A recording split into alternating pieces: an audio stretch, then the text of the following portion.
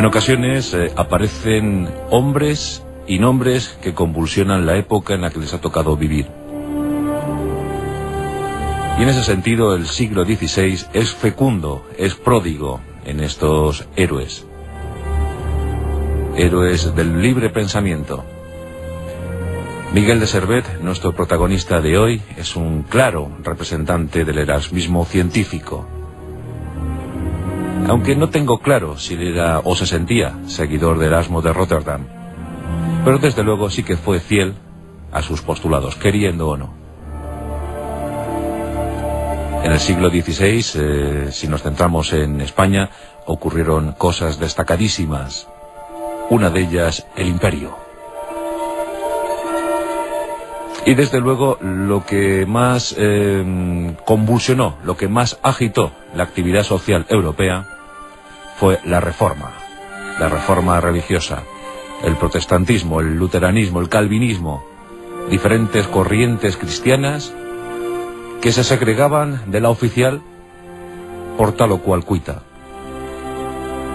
En 1517, Lutero, un antiguo fraile, clavó aquel edicto en la puerta de una iglesia en Wittenberg y dio paso a una suerte de enconadas disputas, de guerras tremendas, de sangre, de mucha sangre, que cubrió los territorios europeos.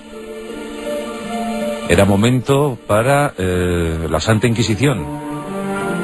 Era la época en la que, por ser disonante, podías ir directamente a la hoguera.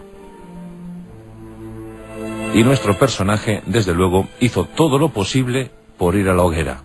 Aunque él no quisiera, y acabará sus días pidiendo clemencia, pidiendo perdón, desdiciéndose, pero nada le privó de acabar en una hoguera, en aquella capital de la antigua Helvetia, en Ginebra, en una pira, además humeante y constante, porque fue con maderos verdes con lo que se quemó a Miguel Servet.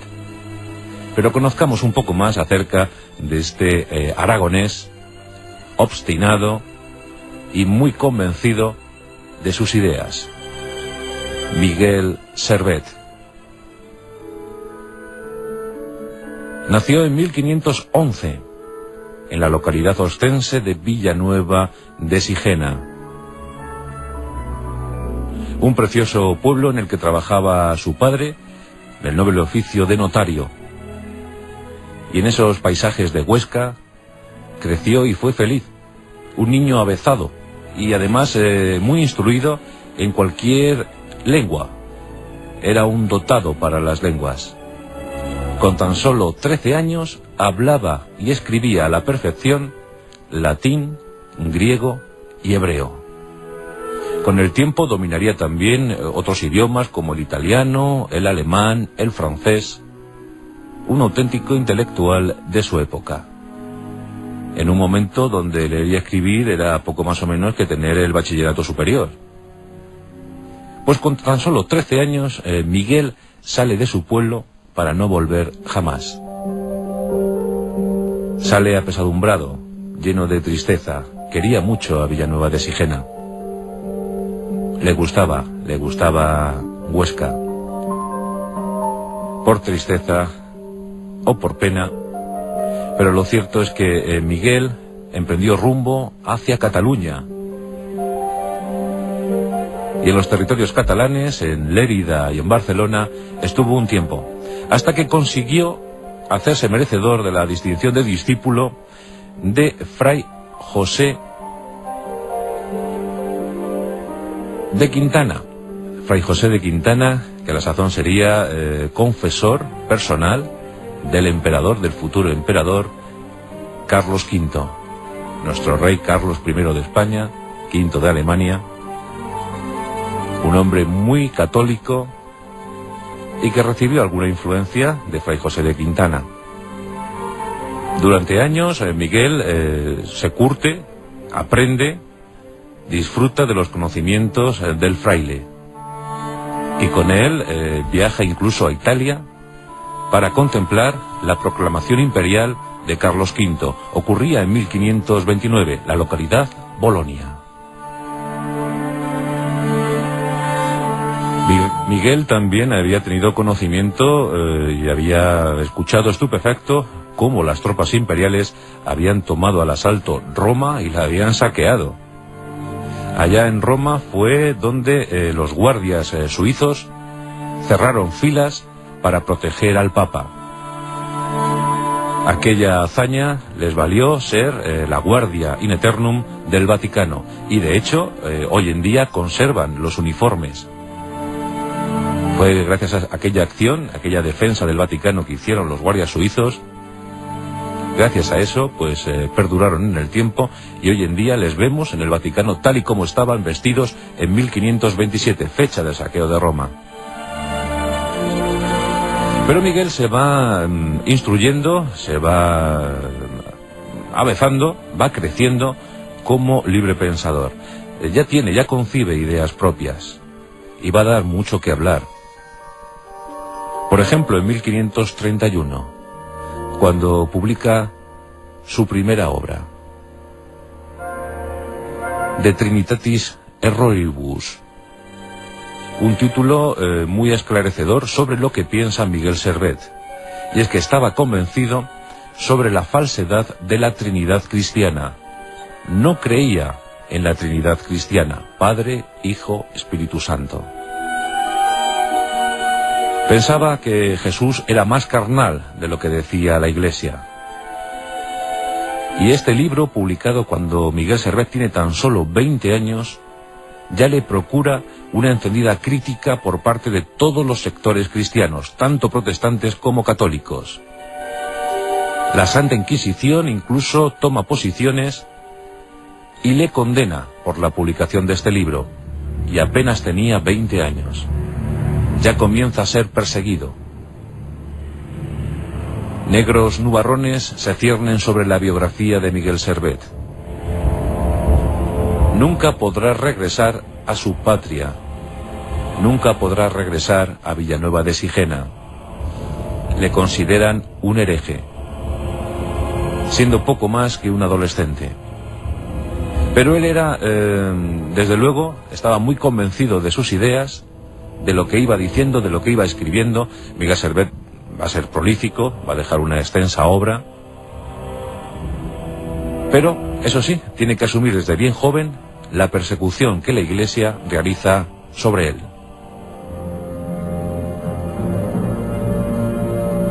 Y comienza un peregrinaje, un itinerario por buena parte de Europa. No solo Italia, sino Francia o Alemania, preferentemente Francia, donde las corrientes protestantes están anidando, están calando en el alma de algunas clases intelectuales. Y de ellas, de esas clases, de esas corrientes, de esas ideas, se deja impregnar. Francia, desde luego, es el santuario cultural para Miguel Servet. Casi todo el potencial cultural de Miguel Servet se concibe en Francia.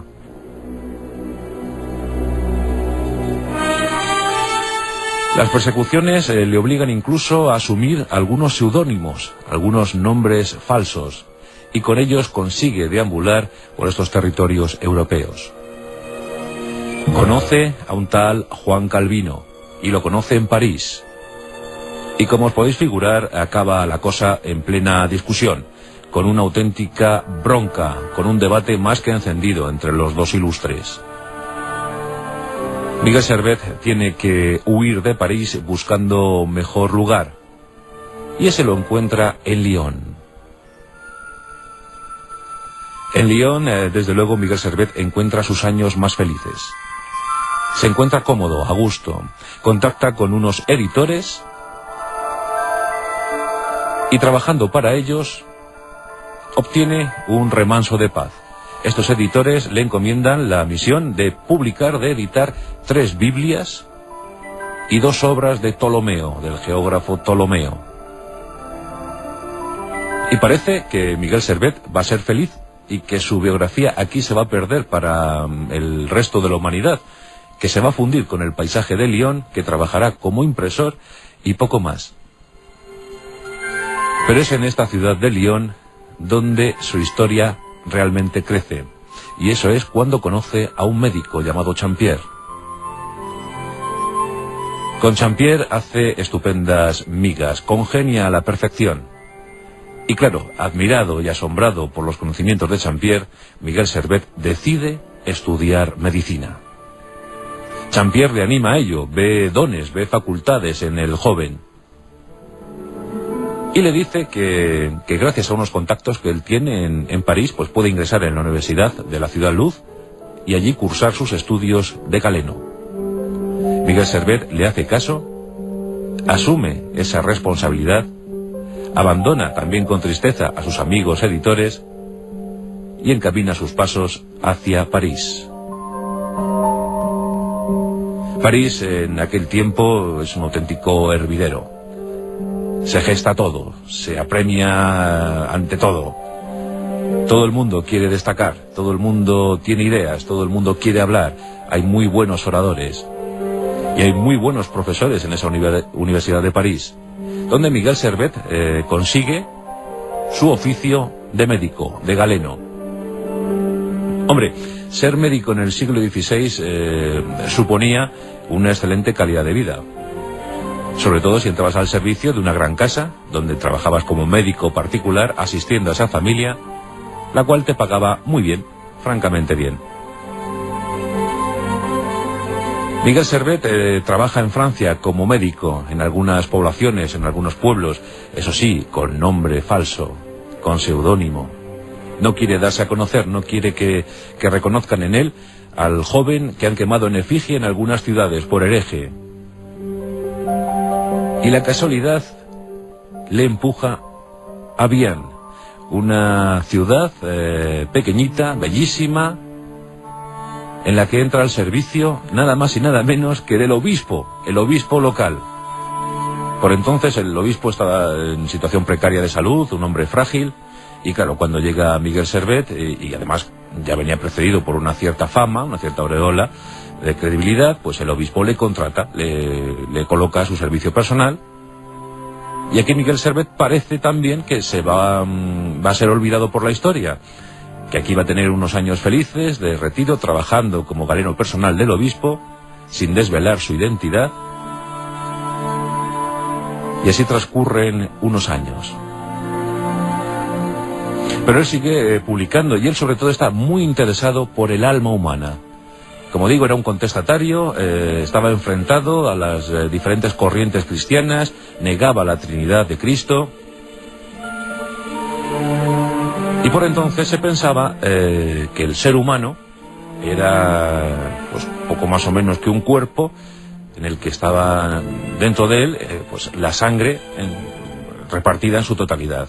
Vamos, que pinchabas a un humano y salía sangre porque realmente la sangre estaba ahí estancada. Vamos, que éramos como una esponjita que absorbía sangre y nada más, que no había circulación ni nada parecido. Pero Miguel Servet considera que en algún punto del cuerpo humano debe estar el alma, que allí debe estar instalada, y él sospecha que el alma se encuentra en el líquido vital, en el rojo líquido vital. Y a tal fin, pues realiza múltiples disecciones de cadáveres, contempla escrupulosamente el interior. Leonardo da Vinci había hecho lo mismo.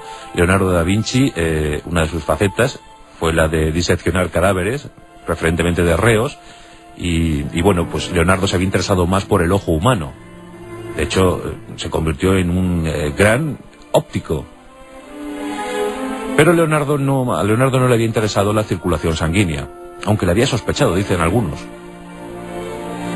En el caso de Miguel Servet, este va directamente a comprobar por dónde transita la sangre. Él cree firmemente que la sangre circula, que la sangre oxigena los pulmones. Y en una disección se topa con la circulación sanguínea pulmonar, cosa que ya digo que muchos habían intuido, pero que nadie se había atrevido a afirmar, tal y como estaban las cosas religiosas del momento. Y Miguel Servet comprueba, confirma que la sangre circula, que los pulmones se oxigenan gracias a esa actividad sanguínea, y comienza a tomar notas. Pero bueno, de momento no le da gran importancia. De hecho, cuando publica el hallazgo, no lo hace en un libro de fisiología, como podíamos esperar, sino lo hace en un libro de teología. Christianismi Restitutio. Ese es el título de la obra. Y bueno, pues en medio de esas disertaciones teológicas, pues a modo de digresión, coge y habla de su descubrimiento. Cuenta que la sangre circula, que la sangre transita por los pulmones. Y sospecha que en ese circular, que en ese transitar, se encuentra nada más y nada menos que la esencia del ser humano, que se encuentra el alma. Esto lo hace en enero de 1553 y el escándalo es absolutamente mayúsculo. Mayúsculo. Se descubre la identidad de Miguel Servet y es encarcelado en Viena. Ya os digo que todo hacía ver que Miguel Servet no iba a tener un buen final. Pero, eso sí, tenía numerosos amigos. Amigos que han leído sus obras, obras que circulan de manera clandestina por toda Europa. Miguel Servet tenía ya legión de seguidores. Pero igual que tenía una legión de seguidores, tenía una miríada de detractores que anhelaban ver cómo su cuerpo se convertía en tizones. Encarcelan a Miguel Servet, pero gracias a sus contactos, gracias a sus amistades, consigue eludir la acción de la justicia y escapa de esa cárcel de Viena. Es un proscrito, pero un proscrito lleno de curiosidad y deseando seguir saciando su ánimo de saber. Y le perdió. Esa curiosidad le perdió. Porque al cabo del tiempo nos la encontramos en Ginebra. En ese momento, Juan Calvino, se ha hecho amo y señor de la situación. El calvinismo se propaga como la espuma. Calvino lanza encendidas soflamas a la población suiza y a todo aquel que le quiera escuchar. Son como mítines políticos, discursos religiosos llenos de carga moral. Calvino se va a enfrentar a todos, es un auténtico dictador religioso. Y quiso el destino que Miguel Servet se acercara a la ciudad de Ginebra y que a escondidas, camuflado, con unos ropajes extraños, se incrustara entre los seguidores de Calvino para escuchar uno de los discursos del futuro adalid de las revueltas religiosas. Ahí está Miguel Servet escuchando pasmado lo que Calvino está contando, y en ese momento no se percata que alguien le identifica. Es Miguel Servet, es el hereje, es el contestatario. Rápidamente algunos seguidores de Calvino se abalanzan sobre él y le detienen. Calvino está realmente desconcertado. Miguel Servet escuchándole camuflado en un mitin religioso. Claro, como es de presumir, ordena su detención, le internan en un calabozo sombrío y allí queda a la espera de noticias. Calvino se acerca a hablar con Miguel Servet. Miguel Servet incluso se arrodilla, le pide clemencia, sabe perfectamente qué es lo que le espera. Pero no hay clemencia. No hay piedad para Miguel Servet, símbolo de la herejía. Contestatario teológico, aquel que ha osado enfrentarse a lo impuesto. Nos encontramos en octubre de 1553. Miguel Servet es sometido a un juicio injusto, a un juicio sumarísimo, en el que se le condena por apóstata, por hereje. Y encima ha osado afirmar que el líquido vital, que la sangre, circula libremente por el cuerpo humano. ¿Acaso está diciendo que el cuerpo humano no está sujeto a los designios de Dios? Algunos como él sufrirían parecida suerte, caso de Giordano Bruno o Galileo Galilei, pero en este año de 1553 el protagonista era Miguel Servet. Calvino ordena que se queme a Servet. que sufra pena capital, pena de hoguera, y encima dice que coloquen troncos verdes para que el martirio sea prolongado, para que sufra aún más. Nos acordamos cómo acabó Juana de Arco y tantos otros. Miguel Servet asume su condena, asume su pena y se dispone a morir. Un día después de la sentencia es conducido a una plaza pública de Ginebra y allí fallece, allí muere quemado. Dicen que la hoguera se prolongó durante horas. Miguel Servet, uno de los mártires de la ciencia y también, por qué no decirlo, una de las víctimas de la religión. Miguel Servet, un aragonés inmortal que pasará a la historia por ese descubrimiento sobre la circulación sanguínea pulmonar. Pero desde aquí nuestra reverencia, desde aquí nuestro respeto a alguien que, por lo menos tuviera razón o no, se enfrentó al poder establecido, que quiso contestarle con sus obras de imperecedero recuerdo. Tan solo tenía 42 años cuando falleció y había conseguido molestar a todo el mundo. Miguel Servet, un aragonés universal. Hoy nos hemos acordado de él en La Rosa de los Vientos, como de tantos otros que consiguieron entrar en la galería de personajes ilustres, de esos que han dado luz a nuestra humanidad.